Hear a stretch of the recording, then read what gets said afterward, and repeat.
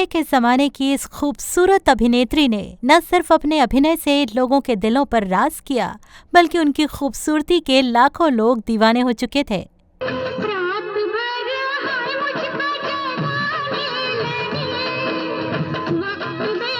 फिर ऐसा क्या हुआ कि उन्हें प्यार करने वाले गोविंदा ने भी इस अभिनेत्री के डील को कुचल दिया।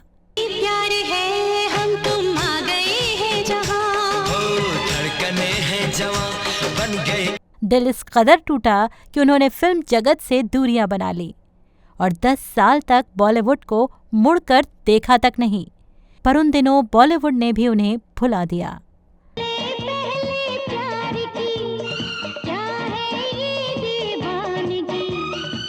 पर कहते हैं ना, किसी की किस्मत कब बदल जाए कोई बता नहीं सकता।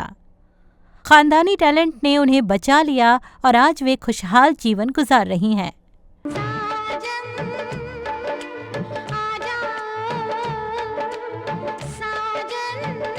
नमस्कार, अदब, सत श्री अकाल, हेलो दोस्तों।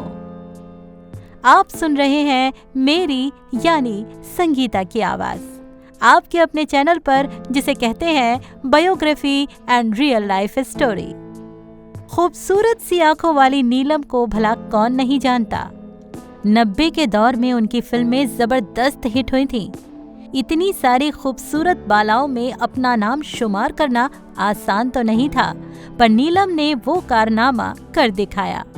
नीलम कोठारी का जन्म एक गुजराती परिवार में 3 मार्च 1968 को हांगकांग में हुआ था। उनके पिताजी शिशिर कोठारी ज्वेलरी के नामी व्यापारी रह चुके थे। ये उनका पारिवारिक काम था। इसके अलावा उन्हें फिल्मों से कोई लगाव नहीं था। वहीं नीलम की माताजी परवीन भी अपने पति को इस काम में मदद किया करती थी। विदेश में रहने के कारण नीलम हिंदी बोल नहीं पाती थी। साथ ही फिल्मों में आने का उनका कोई इरादा भी नहीं था। साल 1983 में नीलम अपने दादा दादी से मिलने मुंबई आई। जिस अपार्टमेंट में वो रहती थी, वहीं मशहूर फिल्मकार रमेश बहल भी रहते थे।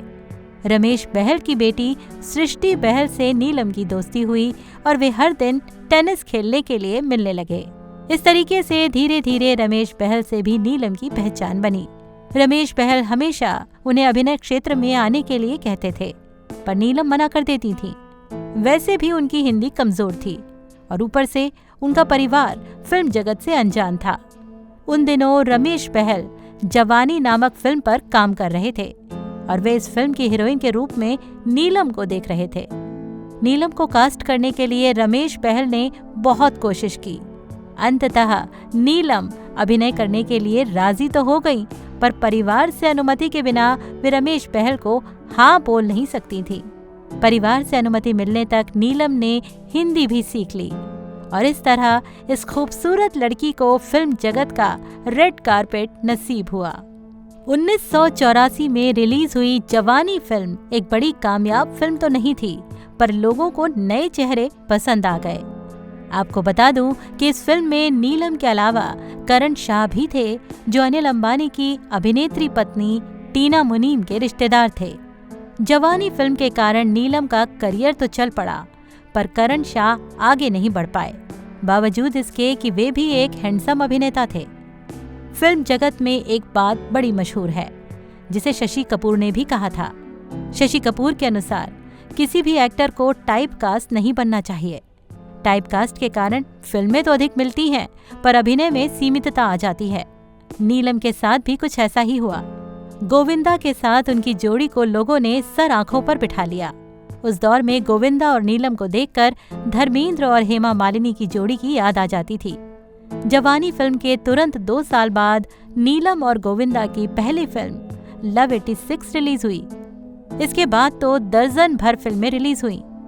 गोविंदा के अलावा नीलम की जोड़ी चंकी पांडे के साथ भी खूब जचती थी। उस दौर में गोविंदा बहुत बड़े स्तर के सुपरस्टार बन चुके थे। पूरा 90 का दौर गोविंदा के नाम था। ऐसे में नीलम और गोविंदा एक दूसरे से प्यार करने लगे। उनका प्यार सार्वजनिक रूप से भी प्रसिद्ध रहा। हर किसी को लगता था कि ये दोनों शादी कर लेंगे, पर यहाँ गोविंदा ने कड़वी चाल खेलते हुए अपनी मामी की बहन सुनीता से शादी कर ली। साल 1987 में गोविंदा की शादी तो हो गई, पर ये बात उन्होंने मीडिया से छुपा के रखी। खुद नीलम को भी उनकी शादी की खबर नहीं लगी। कहा जाता है कि बेटी नर्मदा के जन्म के बाद लोगों को ये बात पता चली कि गोविंदा एक शादीशुदा व्यक्ति हैं। इस बात से नीलम बहुत खफा हो गई। गोविंदा ने सीधे सीधे नीलम को फंसाया था। एक इंटरव्यू में गोविंदा ने नीलम की खूबसूरती की तारीफ करते हुए ये कहा भी था कि जब वो उनके सामने पहली बार आई तो वो उनकी खूबसूरती के दीवाने बन गए थे। गोविंदा और नीलम का प्यार सार्वजनिक था। ऐसे में गोविंदा ने ये कुकर्म क्यों किया होगा? जानकार बताते हैं कि गोविंदा अपना स्टारडम खोना नहीं चाहते थे। ऐसे में गोविंदा की मां निर्मला देवी नीलम को पसंद नहीं करती थी, इसीलिए परिवार ने गोविंदा के लिए अपने खानदान की लड़की देख रखी थी। गोविंदा से अलग होने के बाद नीलम ने उनके साथ बतौर हीरोइन किसी भी फिल्म में काम नहीं किया। 21वीं सदी लगने से पहले नीलम का स्टारडम भी खत्म होने के कगार पर आ गया। ऐसे में उनके जीवन में बॉबी देओल आ गए। इस बार बॉबी और नीलम के बीच धर्मेंद्र आ गए। उन्हें भी नीलम पसंद नहीं थी। पिता की बात मानते हुए बॉबी ने भी नीलम को छोड़ दिया और 20वीं सदी की आखिरी फिल्म करने के बाद नीलम ने फिल्म जगत का त्याग कर दिया। बॉबी से रिश्ता टूटने के बाद नीलम ने साल 2000 में ऋषि सेठिया नामक एक व्यापारी से बैंकॉक में शादी कर ली। ऋषि सेठिया अभिनेता फिरोज खान के दूर के रिश्तेदार थे, पर नीलम ऋषि के साथ संसार निभा नहीं पाई और तुरंत ही उन्होंने उनसे तलाक भी ले लिया।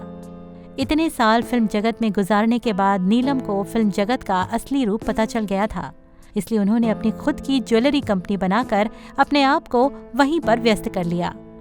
आज के समय में नीलम इंस्टाग्राम के जरिए नए नए डिजाइन और कपड़ों के कलेक्शंस का विज्ञापन करती रहती हैं और 54 साल की उम्र में भी उन्होंने अपने आप को मेंटेन रखा है। नीलम को देखकर उनकी असली उम्र का पता नहीं लगता।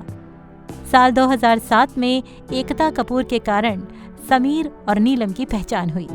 उस वक्त समीर कुछ सीरियल्स के कारण काफी लोकप्रिय हो चुके थे। समीर सोनी भी एक शादीशुदा व्यक्ति थे। उनकी पहली पत्नी से उनका अलगाव हो चुका था।